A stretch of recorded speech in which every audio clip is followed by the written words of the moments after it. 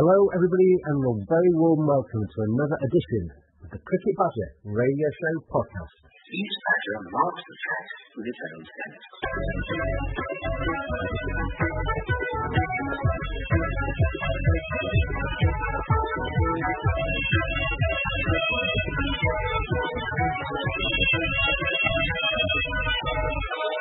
His black legs are short but very powerful for digging. In fact, the name badger probably comes from the French word bêcher, meaning digger. It's that badger style.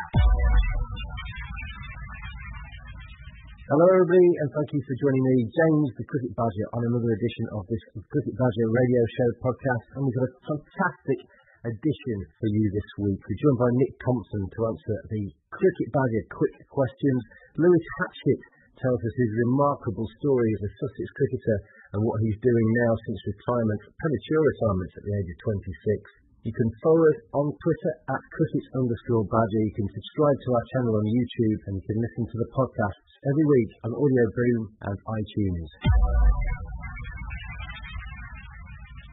Let's get underway then this week. We're going to be joined first of all by Graham Hardcastle, the Yorkshire and Lancashire cricket journalist, and we're talking to him this week about England's Ashes preparations and also are cricketers going to get paid more for playing even less?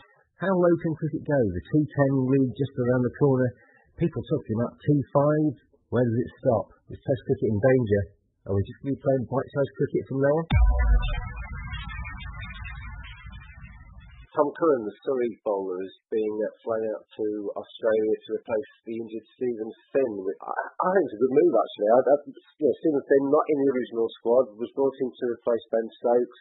Not sure he would have been my replacement, and I think Tom Curran's an exciting young talent. You think we're on the right way with that one? Yeah, it was a very close call between him and the other one who I wouldn't have minded seeing there at all, would have been Liam Plunkett. But I guess the Plunkett situation is he's only played 2 or 3 championship matches for Yorkshire this year, and can you really select a bloke who's not played enough? I don't think you can, but that's a little bit England's fault in a sense for all the cricket that he plays in one day and T20, and then kind of limiting his 4-day action as well with Lane's call-ups and things like that. I guess they've gone down the path that is the most obvious one in a sense, and yeah, you're right. It is such an exciting cricketer, Tom Curran. Yeah, why not stick him in? Let's see what he's got. Myself and Ali Martin on the podcast a couple of weeks ago, we picked our England 11 for that first Test match at Brisbane in the Gabba, and we didn't have Stephen Finn in our 11.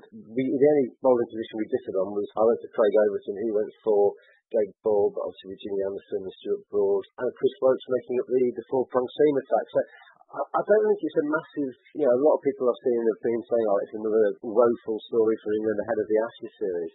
I don't think Stephen Finn would have made the pitch, so I'm not so sure it's a huge loss for England. It's obviously a big thing for Stephen Finn to have to be flying home, but I don't think it's a massive loss for England. No, you never want to see anybody injured. It's the pinnacle of a player's career, isn't it, to play an Ashes series and to be part of an Ashes series. So from his point of view, it's disappointing. But I think you're right. I don't think that he would have been a key part of an Ashes winning side, should I say. He might have played one Test.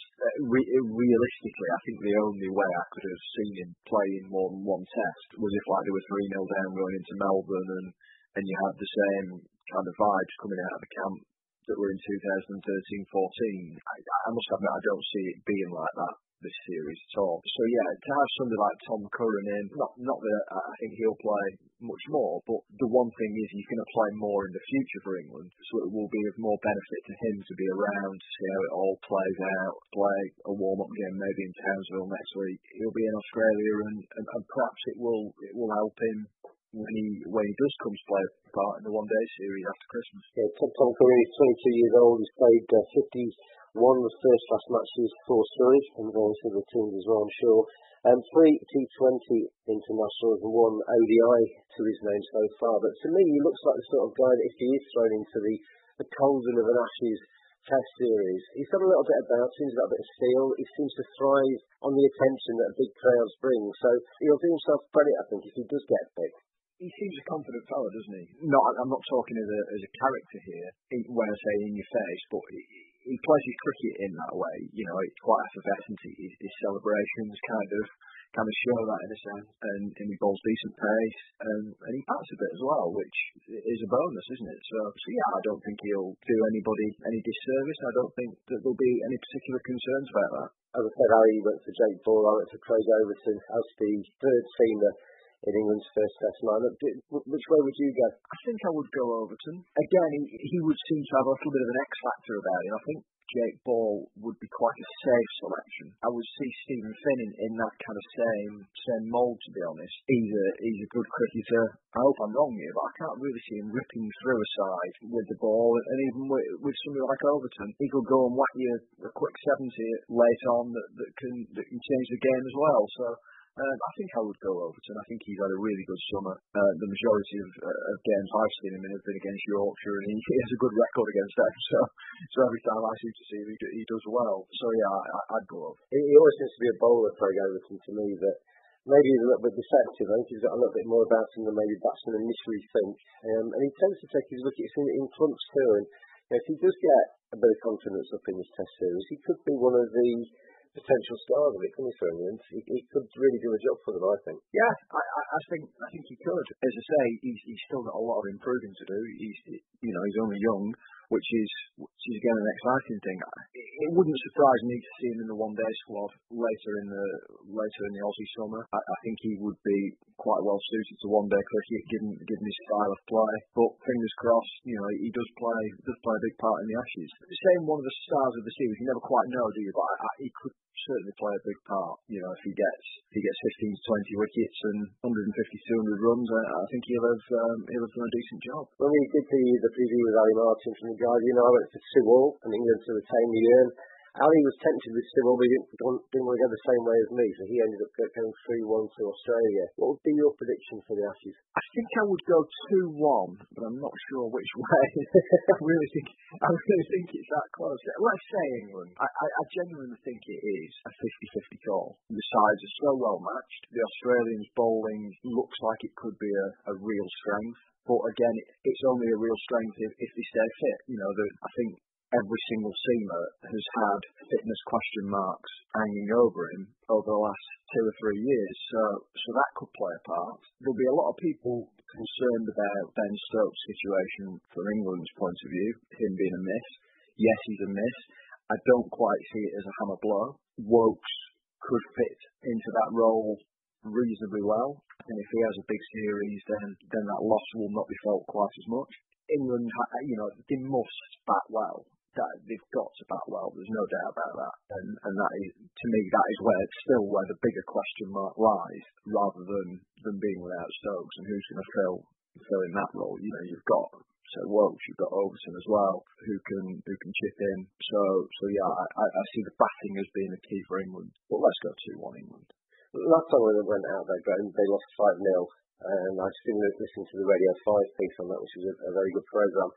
And harking back to the disappointments of that series, the time before that, obviously, they won the series 3-1 England. And the difference between those two series is exactly what you just said. In the successful campaign, they got big scores on that scoreboard and allowed Jimmy Anderson, Stuart Broad, etc. to have runs to bowl with. In the last time, when they lost 5-0, the batting just didn't click, and Mitchell Johnson ripped them apart at times. So it is hugely important that top order not only is selected carefully, but is firing. Yeah, and it's been England's Achilles heel, hasn't it? Yes, they've won matches, but not convincingly. They didn't even beat the West Indies convincingly over the last couple of months. The only real definites in that, or bankers in that batting lineup are Cook, Root, and Bairstow. And even it's not guaranteed that they'll be in form. But the bankers for their place in the side. I'm not convinced by Milan at all. I think Stoneman is a very good player and deserves his place. I'm happy with him opening the batting. Vince, again, I'm not 100% sure about. He didn't exactly bang the door down for selection, did he? It was more of a left field pick that was just a bit of a hunch from. He was invited through the door rather than bang it down himself, wasn't he? Yeah, he was. So yeah, I think there are question marks about that batting lineup. But if they do that well, then I see them winning the series. Little things like if England are going to win the series, little things like Broad has to chip in with a few runs. He's got the ability, hasn't he? But his batting has gone downhill over the last 4 or 5 years. Now, if he can kind of show the ability and live up to that, it kind of helps, doesn't it? And those are the kind of things that need to happen if you are going to win a series from a position of, there's no doubt about it, from not being favourites. The Australians are favourites for the series because they're on home soil, but they haven't convinced recently either, have they? You know, they were like England, they were 1-1 in Bangladesh, lost in India, albeit in foreign conditions, but they aren't exactly flying high, should we say? You're not asking somebody like Stuart Broad to hit a century every match, are you? You want him to be averaging something like 20 maybe. If he can do that, and if he can hang around with a Bairstow or a Moeen Ali who is playing well, that partnership can be 100, can't it? You're looking for the batsman to do the work there. So it's not a case of necessarily big scores from Broad. It's pretty occupation. Yeah, it's more time at the crease, isn't it? You know, if he bats for 50 minutes to an hour for 10 or 15 runs, then the majority of the runs will come at the other end from as you say, a Bairstow, a Moeen Ali, a Wokes, something like that. So those are just the kind of things that need to happen if England are to win the series. Things like Overton coming in and hitting the ground running, you know, or Jake Ball coming in and hitting the ground running, Tom Curran if he plays. Just everything just has to click, doesn't it? It almost has to be like the perfect storm, really. Let's move on then this week to the T10 Cricket League in Dubai in December. Plenty of world stars going to be descending on Dubai and the UAE to play in the shortened format. We've been describing T20 as the shortened format. Now we've got an even shorter version. Are we moving into a situation? I saw Dean Headley post something on Facebook the other day, the former England cricketer, saying, don't be surprised if in a few years' time we see T5 leagues or T5 two-innings leagues. We're getting to a stage now, aren't we, where we're seeing the world's best cricketers getting paid more money for playing far less cricket in terms of overs. People are talking about the decline of Test cricket, the decline of first-class cricket. Are we going to end up in, 20 years' time, 10 years' time, of watching T5, T10, T20 around the world and not seeing longer-form cricket? I don't think so. I don't see the decline in Test cricket being hit hard by all this T20 and the innovations around that. The one thing I do see being hit is one-day cricket. That's where I do see the hit taken. The one thing I would say about this T10 league, as things stand, it's only a 4 or 5 day competition, isn't it, in Dubai or Sharjah or wherever it's being played. So whether that's a kind of suck it and see and a forerunner to maybe a lengthy competition in a year or two's time, I don't know. That's how T20 started though in England, isn't it? You go back to 1993, whenever it was a very reduced T20 competition just to fill a gap in the calendar, and people bought into it, people loved it, and it came back stronger and stronger. So yeah, if T10 does excite, we'll see more of it. Yeah, but as I say, I don't really see it being at the detriment of kind of 4 day and Test cricket. I see it being the one-day game that suffers. You know, well, we've got white balls flying all over the place in 2020 and T10 and T5 if you want to take it down that far. So why are we really playing one-day cricket? I just see Test cricket kind of chugging along quite nicely, really, in a sense. They are trying to breathe life into that format, aren't they? I said breathe life. That's the wrong phrase because there is already life, but they are trying to tinker with it to try and increase the popularity. Make it more healthy. Yeah, there doesn't really seem to be much happening with one-day cricket, does there? You know, it's not as if they're throwing innovation after innovation at one-day cricket. So that's where I see the issue being in a few years' time. You've attended a lot of T20 matches where you've seen the rain affect it, and we've ended up with a T10 or a T5. At the end of the day. They can be really exciting, can't they? And I can remember watching Yorkshire play Derbyshire, I think it was, quite a few years ago.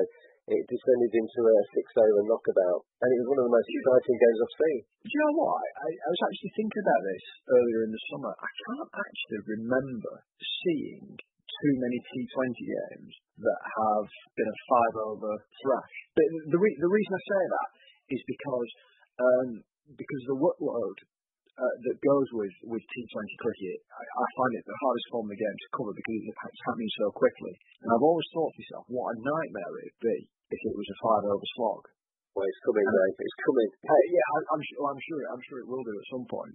But I can't actually remember. I'm sure I have covered the odd one, but I can't remember covering too many and seeing too many games of that kind of length. But yeah, I mean, when you do shorten the game, it brings both sides closer together, doesn't it? And as you say, can make it more exciting. I'd rather not see it shortened any further than T20. I do like T20 cricket. I'm not a great lover of covering it because of the hectic nature of it, but I can certainly sit down and really appreciate the skill involved in T20 cricket and watch it. I watch quite a lot of it during the winter, as we've spoken about before. Things like the Big Bash. I would rather not see it kind of innovated to bring it down to T10, but if that's what they want to do in Dubai, then go for it. And if it brings a few more people through the gate, then okay, it's done its job. I can hear the listeners' hearts bleeding for you having to sit in the posh press boxes of the country, stressed, watching T20 cricket, in the best seats in the house. Yeah, it's disgraceful, isn't it? It's a horrible job. There's no doubt about that. Yeah. No, but every job has its kind of its downsides, and covering T20 is the hardest aspect for me of being a cricket reporter. I've always been an advocate of more than one T20 game played at a ground on a day, which would make your life even harder, which would have its benefits. But you can see with T10 that becomes a real possibility then, because you basically a T10 wouldn't take very long at all to play. You could get 4 teams at the grounds, play maybe 3 games in a day, fill the grounds, and make it a real event. Well, yeah, I must admit, I haven't seen the schedule for this T10 league, but that's how I would imagine how it's going to kind of be jammed into 4 days or 5 days of action. You get 2 or 3, 3 games in a day, maybe even more, I don't know. And what is like a 3-week T20 competition, almost you play as many games in 4 days of T10 cricket. So yeah, it'll be interesting to see how it goes. In the same way my heart bleeds for you sitting in the best seats in the house watching the T20, my heart also bleeds for the players and coaches who say they can't play more than 1 T20 in a day. Because if you think, Jimmy Anderson's probably going to have to bowl 25 overs on a day of Ashes cricket in the blistering heat. Playing 2 T20s in a day can't be that taxing, surely. With an hour, at least an hour's break in between. You look at our finals day in England. The second semi-final finishes around about 5 o'clock, something like that, and then the final starts at 6:30, 7:15. So that's the kind of break, isn't it? And then the first semi-finalists get 3 or 4 hours off. So yeah, I don't see why people can't play 2 T20s in a day. If you're building cricket to try and make it spectator friendly, and you're trying to make it gate receipts and trying to fill grounds, surely the way forward is to give them as much value as you possibly can. You can have a few days off the players in between the games, in between those days, but if you put 3 T10s, 2 T20s at the same ground on a day, you get double bubble, triple bubble, you pay your gate money, you sit there in the sunshine hopefully, and you watch a lot of entertainment. I know you had Chris Ostick on a couple of weeks ago, didn't you, on the podcast, and I've spoken to Chris numerous times, and I think he has mentioned, why don't you do something a little bit like the Magic Weekend in it? The slight downside to that is that you would have, Derbyshire versus Nottinghamshire being played at kind of Headingley, and would there really be that many people coming to watch it? I could see a situation where you had say Lancashire playing Derbyshire in the afternoon, and then they play Yorkshire at night, something like that. The home team play 2 games in a day. I could see that working. I could see a situation where 2 neutral sides, or 2 different sides play at a neutral venue. I'm not really sure that would be the way forward. I always feel sorry for the Somersets or the Worcesters of this world who basically have to travel miles for their away games. And the supporters are doubly hit, aren't they, because they're not in a comfy coach with air conditioning. If you say you offered the Worcestershire supporters, come to Headingley, you drive up the M1 and you make your travel once, you'll see Worcestershire play Derbyshire in the afternoon, and then you can hang around and watch Worcestershire play Yorkshire in the evening. I think they'd snap your hands off for that. They'll get a full day's value for the one trip rather than have to make the trip twice. So you have to have one team playing twice.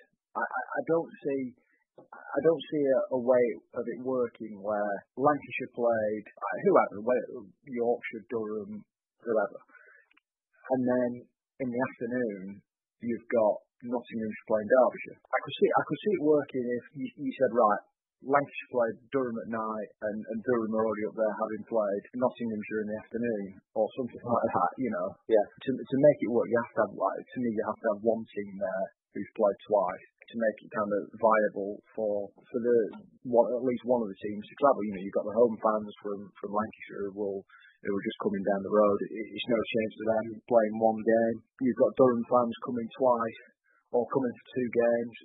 It's worthwhile for them. The only situation that a team's hit is if it is the Nottinghamshire fans who've only played once.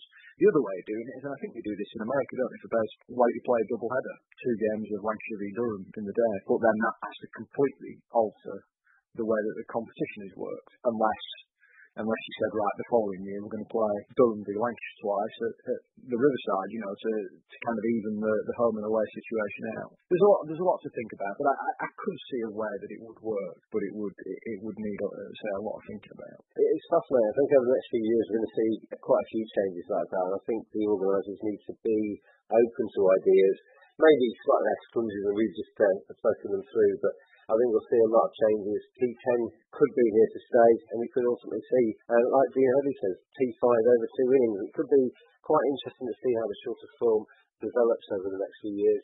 And obviously one of the big advantages for me is that you're going to be worked like a dog and find a miserable existence in those comfy press boxes. Okay, I just throw a question in that. I would like you to come up with a definitive answer of how it's going to work. T5 2 innings, how does the follow-on work? I don't know how the follow-on would work. You probably wouldn't have a follow-on, would you? You just basically have to play.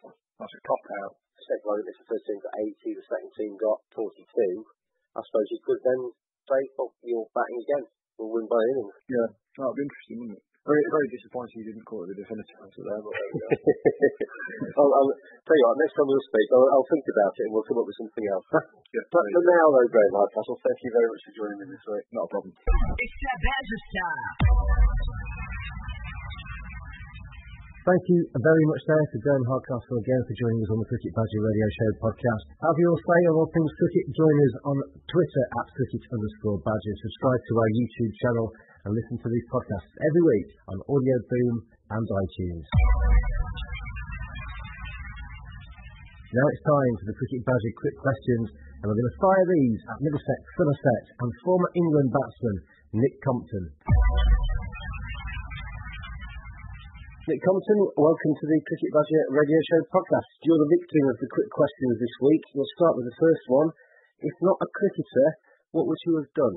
I would like to have been potentially a TV presenter, a wildlife travel presenter. I guess to travel different countries. I think travel and photography and those sort of things are a real passion of mine. And any opportunity to do that, meet cultures and try and bring different people from different walks of life together, potentially using the vehicle of sport is something that I really enjoyed, while being a sportsman. You've done a little bit of that, haven't you? I've done bits of it, yeah. I've gone out to places like Compton in LA where rap music started, and believe it or not, there's a cricket team down there called the Compton Cricket Team, which was a very interesting experience, sort of teaching some of these homies to play cricket. And that means it's amazing how, a sport that I've sort of played or known basically since I came out of my mum's stomach has kind of reached such sort of far wide and strange places, really, places that you wouldn't have sort of associated with the quintessential English game of cricket. So I think the DA was brilliant. It's just showing what the game had done for these guys, who had potentially been in gangs and got on the wrong side of the track, so to speak, and what cricket had sort of brought them out of that and had taught them discipline and so many of the great qualities of the sport. So for me to go and see that sort of part of the world was fantastic. And so I've done various trips, things in India, for example, while I'm trying to do some photography out there, and always an opportunity to get to other places where the game's played. What's been the biggest influence on your career? Well, I mean, look, there's been a number of people. I'd have to say my grandfather, had a huge influence. I think I came over when I was 13 years old. My English cricket squad was my principal, and I stayed with my grandfather for a couple of weeks. And, I think it was then that it hit home, just what a sort of legend he was and the sort of respect that he had in this country, both as an Arsenal footballer and as an English cricketer. I think just walking around Lords with him and being in that environment, I mean, for any young boy, it really whet my appetite. My eyes were as big as soccer balls back then, and I thought, this is where I really want to be. So I think I always had the ambition to be a cricketer, but I think coming over and spending time with him and actually realising, what he had done through the sport, back in the 40s and 50s, and the impact he had, I think, for any aspiring cricketer was a real help and guidance. I think my dad's obviously been a massive support. Parents, you always go back to them, but I think that those two in particular, and then I've had a couple of really influential mentors and coaches along the way, which, without them, without the expertise, without the knowledge, without the ability to be sort of guided by them, I probably wouldn't have gotten there. What's been your best moment in cricket? Oh, I'd have to say winning my series in India. I think my debut series, to make my debut over there in a country that sort of sees cricket as a religion, was incredible. I think to hit the winning runs in Mumbai, that first Test match win, will always go down as one of my probably the greatest Test victory I've had. It was a fantastic series, a real iconic series, and I think I look back at that with very, very fond memories. There's no doubt my first 100 in New Zealand will also be a very special moment. I think getting a Test 100 is something that you want to do as a batsman. So I'd say those two moments were definitely up there. And then I guess it goes without saying that in Durban, having been recalled back into the team, I grew up in Durban. I sort of spent all my formative years at the ground. My family was there. To go out and play a sort of couple of match-winning innings to win a Test match in Durban, is definitely right up there as well. What's been your worst moment in cricket? Oh, no doubt being left out. I think, I had an innings at Headingley where I didn't realise at the time that it was being heavily scrutinised, and I think when I came off I realised that, it then put me under huge pressure. I think, as I've always said, international cricket is severely living a dream when you're playing well. But when you're not playing well, it can be very uncomfortable, and there's nothing worse than being sort of feeling exposed on the highest level, on the highest platform.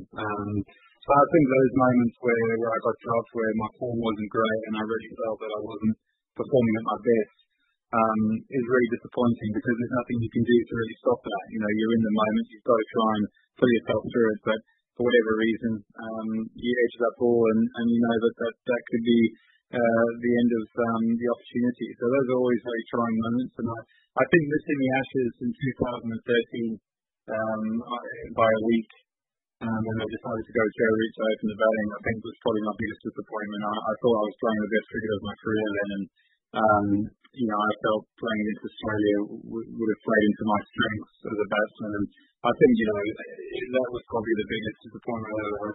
If you could trade lives with any current cricketer for a day, who would you choose? That's a very good question. I'd probably trade lives with, I'd say, A.B. de Villiers, to be honest with you. I think the way that he plays the game, 360 degrees, I think he played all formats. He's an entertainer, and he's got a huge reputation in India. Some of the shots he's played, some of the innings he plays, I think are just breathtaking, and to play with that kind of freedom and enjoyment, I think is something I'd love to experience, having, really put my focus into Test cricket. So, it would be nice to be able to do this for a time, particularly in the white ball form of the game. Nick Compton, I want to put you in charge of world cricket for a day. What one rule or change would you bring in? I get rid of DRS. I'm just not a big fan of it. I don't think it's foolproof. I think there's still a lot of mistakes being made. I think, it seems it's supposed to get rid of the howler, but I think in some ways it sort of created a couple of howlers. I just feel that umpires are very much a part of the game.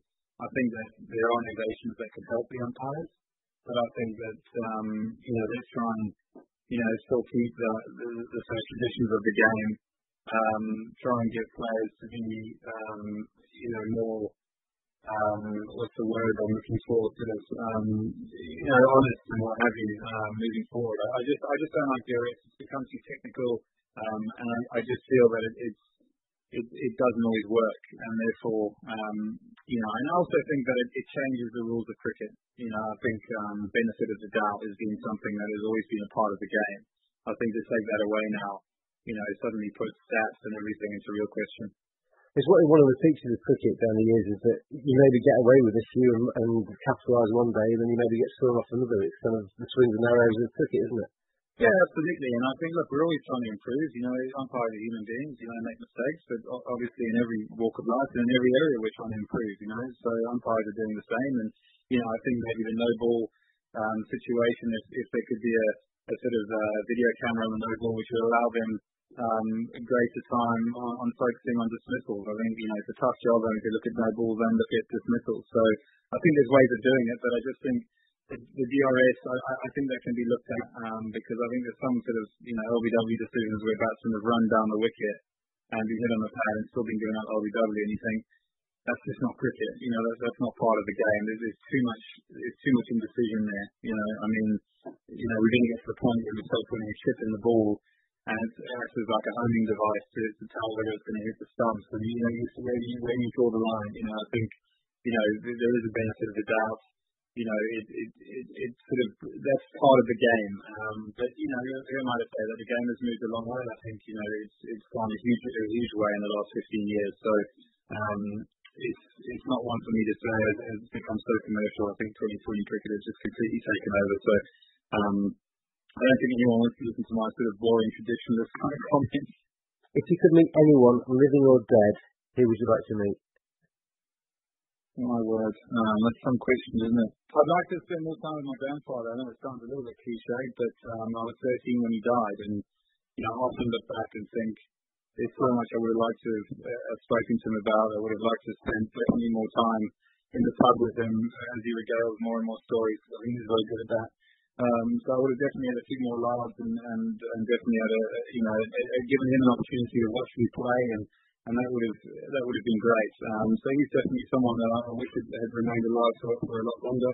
Other people, without sounding cliche, I suppose, you look at people like Muhammad Ali, such an inspiration. I guess having spent, I would have loved the opportunity to maybe spend some time in the gym with him, because I think if he didn't motivate you, nothing would. So there's loads of people. It'd be hard and remiss of me to sort of leave people out, but I think those two sort of come to mind.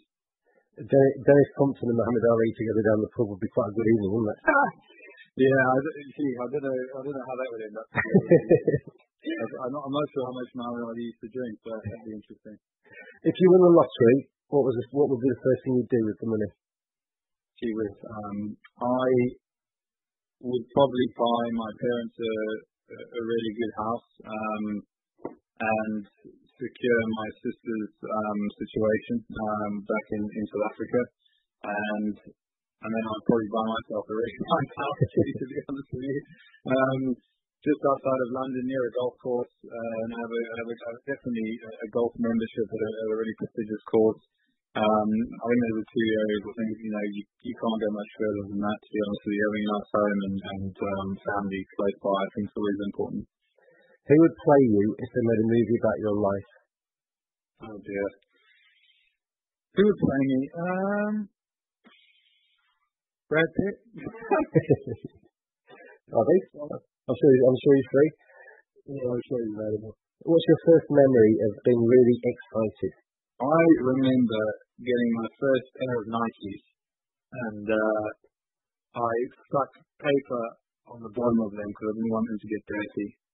And I was so excited about these Nike pair of shoes, and that was probably my first real excitement. So that's funny how that comes to mind, but I'm sure there are others that, I think, I remember scrubbing the bottom of them when I came back out. I just didn't want them to get messed up. What's the first thing you bought with your own money? I think I bought a little Fiat Ibiza, which was a little car back then when I got my first contract to run around it. What's the last time you can remember being really nervous? I think probably playing really nervous. I think probably playing against Sri Lanka when I knew I was really out of form. I think it wasn't a great time because I knew I was fighting for my place, and I was pretty nervous then. But I guess that the nerves turned into kind of trying to be more laissez-faire about things and just say, what will be will be.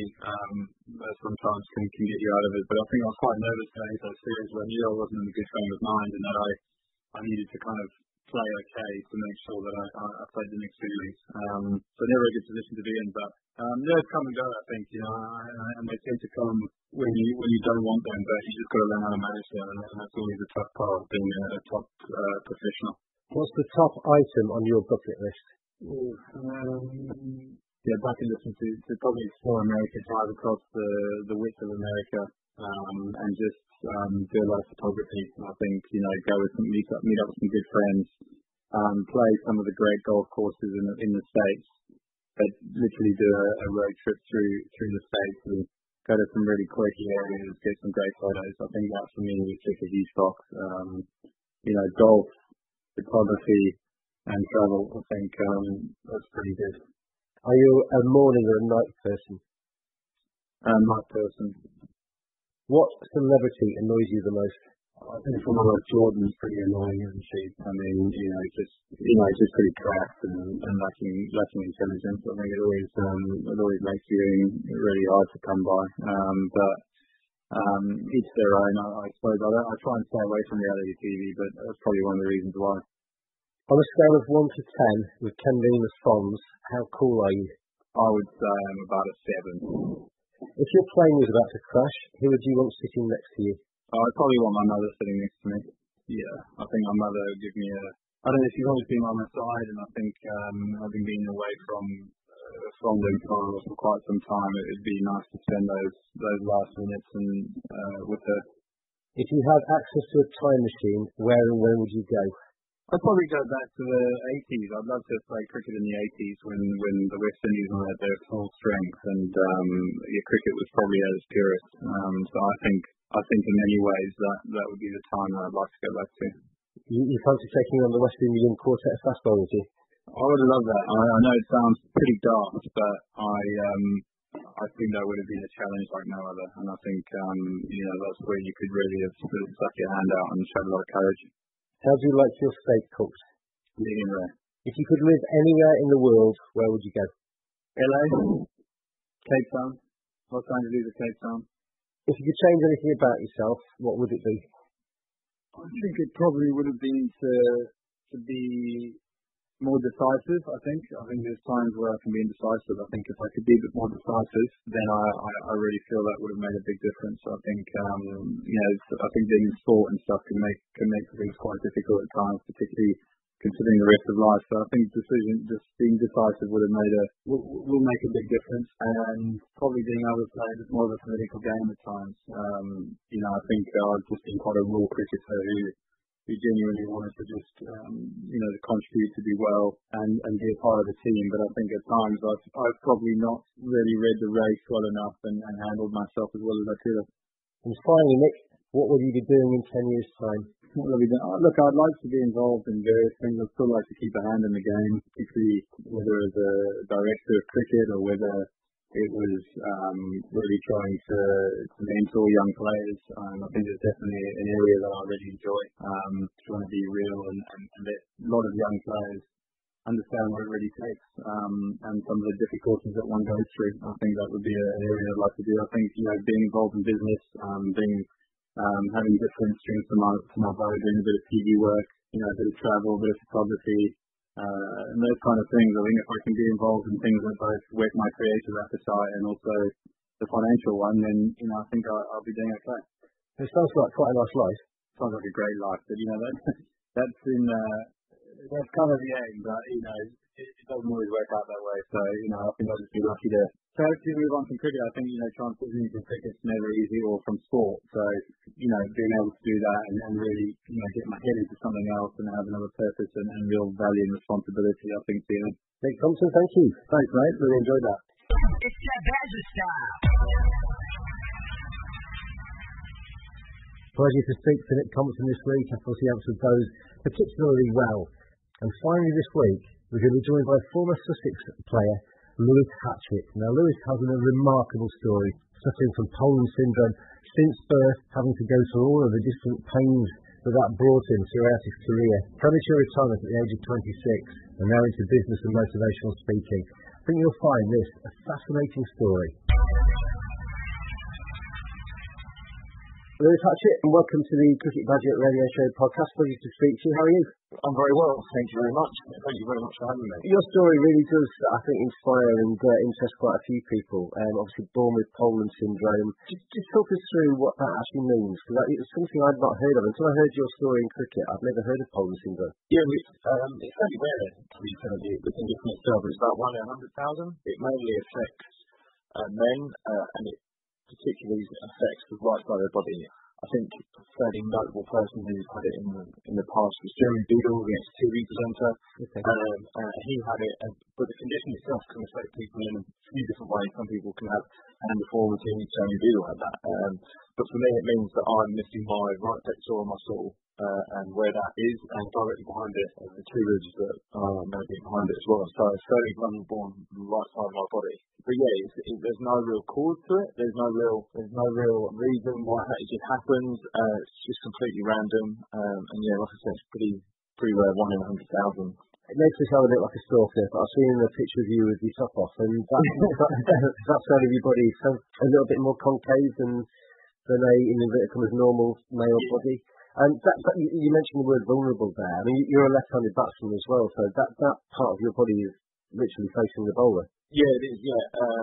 I kind of grew up knowing that I was pretty vulnerable there. I'd wear like a chest guard that you could get off the shelf, but once I eventually got to professional level, stupidly, I got pulled from like my second year, and I thought, well, can't you get a bowler a little bit quicker now? I think it was genuinely against Sean Tate was playing in a game, and I was in Australia as well, and I was like, okay, I'm going to need something a little bit more serious here. And I actually ended up getting a Kevlar chest guard made, so it's bulletproof, and it made it a lot safer for me with that, but it put my mind at ease that if I was to get hit, it was just going to make sure it wasn't going to kill me to start with, but it still winded me every now and then, but it just put my mind at ease knowing that I was a little bit safer when I was batting, because that is particularly when I'm most vulnerable batting. I can kind of obviously try and catch the ball, feel the ball when I'm out in the field. It's not coming as quick, and you're not that close. But yeah, that's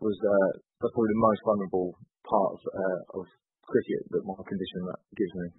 What would be the repercussions if Sean Tate had come in and you hadn't had any protection on at all, and he bowled a short ball, it hits you right in that right hand side of your body? What would be the repercussions of that?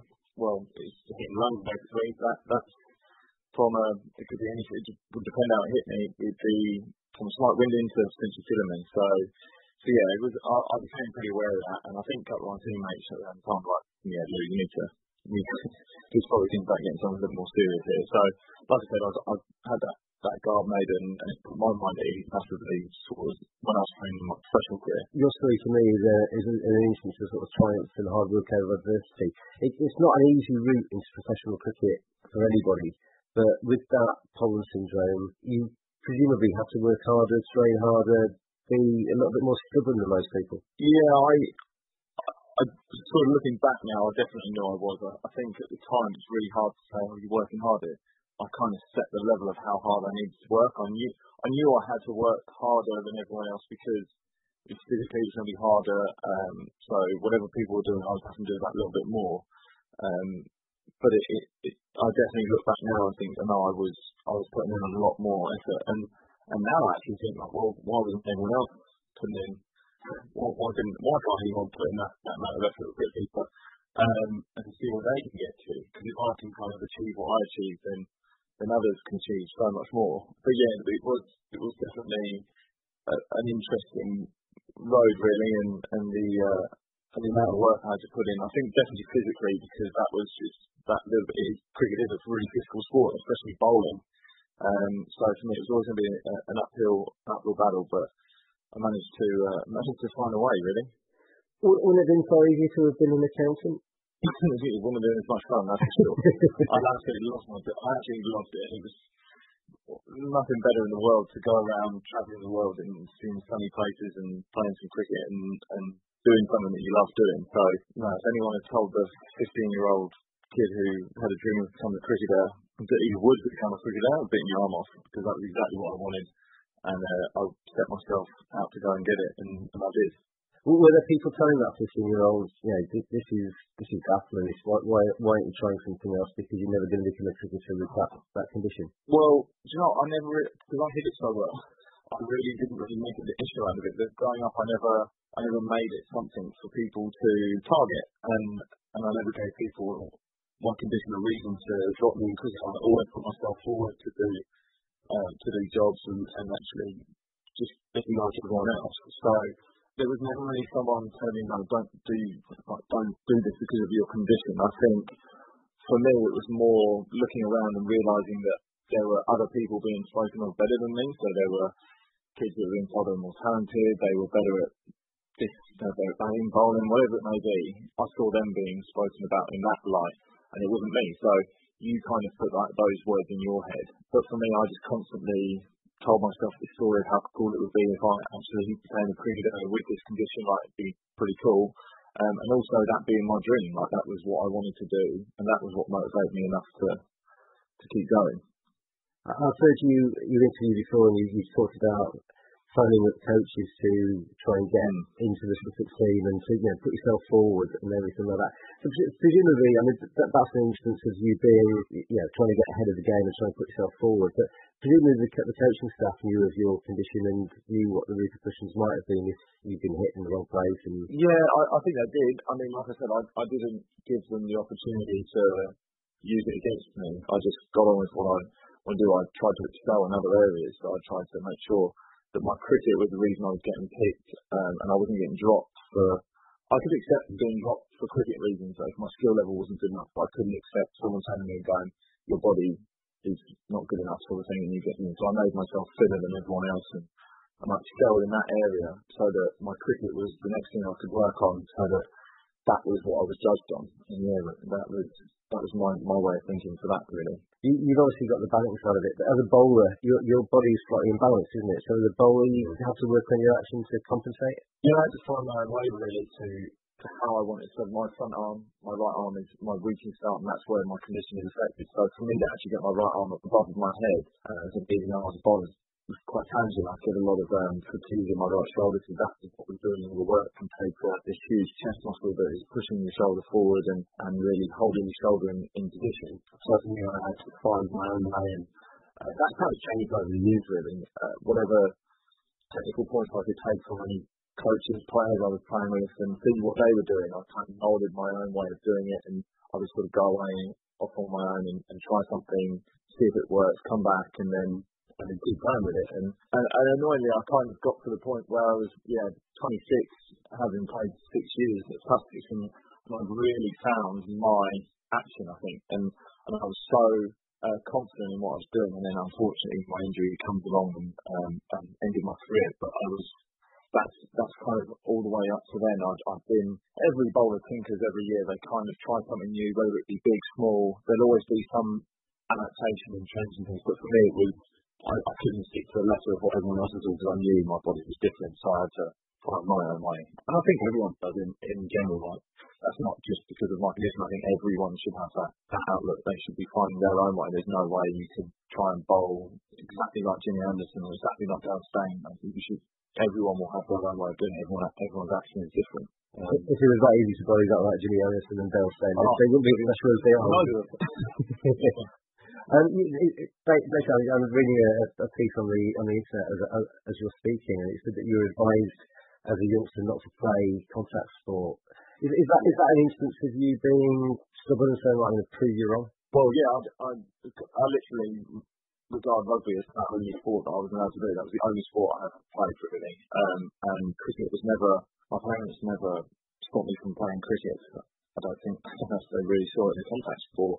But I've got a younger brother, and he's only a year younger than me, and he's fully able-bodied. So we completely competed equally in the garden, and it was just that simple as I want to beat my brother in the garden, and then he just grew from that, and then into playing at club level, and then trying to get into the county side, and then like you said, I try and fought my way into the county setup. And you played a lot of your career with pain. As a result of your situation, you'd come off the field at the end of the day, maybe not quite as tired like everybody else, but maybe a little bit more than that. Again, it's really hard to tell what everyone else is going through, because I think especially when I was at Sussex, you're looking around after a 4-day game and every bowler is just creaking and everyone's in agony really, because it is brutal on your body. But I think I know I had different pains on my shoulder. I can't really go a day without having a headache on my right side. So that's just due to overactive muscles in my right shoulder just compensating for all the work that I'm doing. And neck spasms would be quite common, just because again there's all these muscles around my shoulders that are really imbalanced and compensating. I do so much work to get them back. I think that's where, sort of going back to what we were saying earlier about how much work I had to do, that's where I really had to work harder, was on sort of the remedial stuff for my body and getting it back to neutral to go again. And you never play cricket 100%. That was a big learner for me. Like no person will be playing professional cricket at 100%. It's how you can kind of deal with all those aches and pains and just get the job done. But yeah, I did have a few more aches and pains. The imbalance with my body, especially sort of in my back, and which is what ended my career, but especially my back and shoulders, that's where I really feel a bit of a difference. But I found ways to make sure that my body was going to be okay and I could heal it, recover. Took up yoga like 3 years ago, and that was for me was really changed everything, and so much so that I'm shooting off to become a qualified yoga instructor pretty soon. So yeah, that's exciting. You played, as you say, 6 years for Sussex. You're born in Shoreham-by-the-Sea, so you're a local boy. You're living your dream, and then you get that injury which curtails your career. I guess a lot of people at the age of 26 will think, well, that's the end of the world.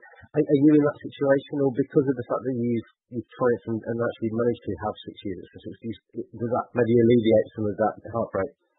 No, not really. I think every cricketer. I funny enough had this conversation with someone yesterday that if every cricketer and any sportsman, I'm pretty certain will go through a period of whether it be their own choosing to end their career or whether it was taken away from them, you have this sense of loss of identity, really. That's really hard to take because you have become a cricketer for so long, or a sportsman. And I know even when it was the worst case scenario happened for me and my career was ripped away for injury, the next sort of 6 months I was actually really scared for people asking me, what are you up to? Because the answer to that question used to be so easy. It just used to be a case of, I'm playing cricket, I'm training for cricket, I'm doing this, that and the other. And now it was like, oh, well, actually, I'm not a cricketer. I'm kind of embarrassed to say what I'm going to be doing. But like I said, you have this loss of identity. For me, I kind of knew, I don't know whether it's subconsciously or consciously, that I kind of knew my career would potentially end for injury because of my condition. I knew it was a big chance, just because to see how long my body would last. So I was pretty proactive at sort of setting myself up for after cricket. Fortunately, when I came out of cricket, my brother had just set a business up and needed someone to come in. So I had an opportunity to go down, met some incredible people. Actually ended up to the point where the role that I was doing there, it was a sales type role, and I figured out I wasn't a salesman. And someone came to me and said, why don't you go and speak about your condition? You have this incredible story. And I started to really realise how incredible it was. More time went on after my career, actually, what I went through wasn't normal, and what I did wasn't the norm. And maybe I should go out there and speak about it. And so that's kind of where I'm going now. I want to be out there helping, whether it be other athletes, anyone in the world really who wants to achieve something, and use my story as a way of sort of saying anything can be done, just merely putting your mind to it. And yeah, like alluded to, that yoga was something that I did, and I wanted based around yoga, and that's something personal to me really. It's sort of like something I've always wanted to do. So I've got lots of things going on now, which is exciting, and I think you just have to. I think I just kind of got a bit prepared for the worst really throughout my career. You mentioned earlier that you wonder why some of the other players maybe at the time didn't work as hard as you did. They didn't have that reason that you have. But is that part of your chat that maybe just kind of rinse out every single last effort and last ounce of talent? I think it's really, for me, realising what you do have rather than what you don't have. I think genuinely, as human beings, we always look at like what we don't have, but really looking at what we do. And for me, I I could have sat there and gone, okay, I don't have a test muscle, I shouldn't really be playing this sport, it's dangerous for me.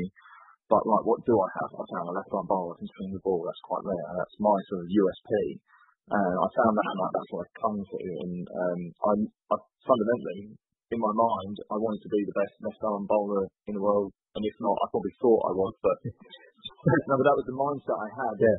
And that got me to where I wanted to be. I always saw, if I saw another left arm, I was like, I'm better than them. I'm better than them. I'm better than them. And stats will prove me wrong massively, and they probably were, but I can't sit there and go, Mitchell Stark is not the best left-arm bowler in the world. He's unbelievable. But that was giving me the mindset to just keep pushing for my dream, which was merely to do professional cricket and get there. And that was kind of, like I said, that's the mindset I had. And using everything that I knew I had, and all the strengths I saw, or other people saw in me, rather than focusing on all the things that I didn't have. And that, like I said, that can go into anything in life, whether it be an office job or a hobby or any sort of thing that people want in their lives. That was my take on it.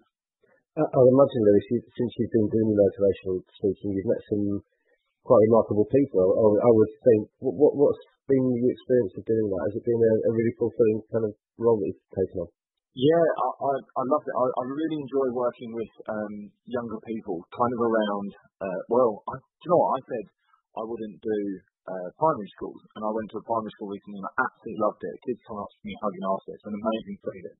And then to hear from like the teaching the kids after and what they took out of it, it really is fulfilling. I mean, it can be quite terrifying sometimes, but after it's so worth it. But yeah, I've met some incredible people. I think one of the standout things for me was when I was able to go and meet some of the Paralympian swimmers up in Manchester, and I got to speak to them and see what they do. It was really weird. It was one of the first times I felt really comfortable around people talking about my condition, because they all have their own conditions and changes for themselves.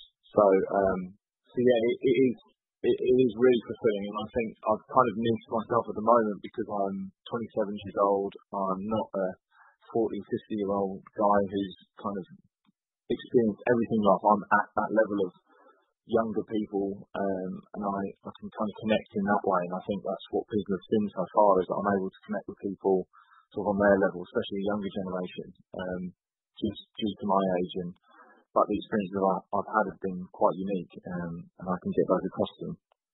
Just finally, Lewis, if you could go back and relive one day of your 6 years at Sussex, which one would you say? What's your best memory of playing cricket?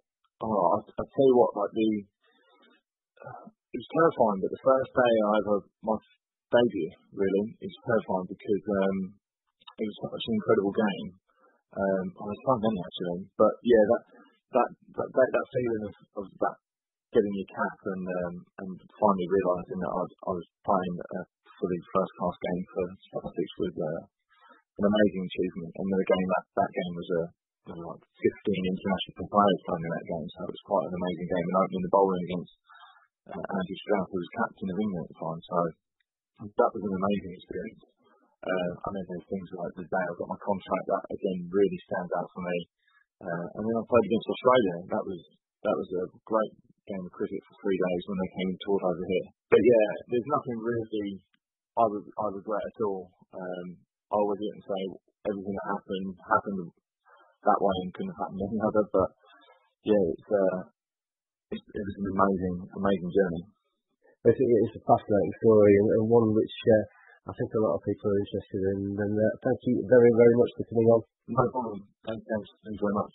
It's that Badger style. That's it then this week for another edition of the Cricket Badger Radio Show podcast. Thank you to Graham, thank you to Nick, and thank you to Lewis for being my guests this week.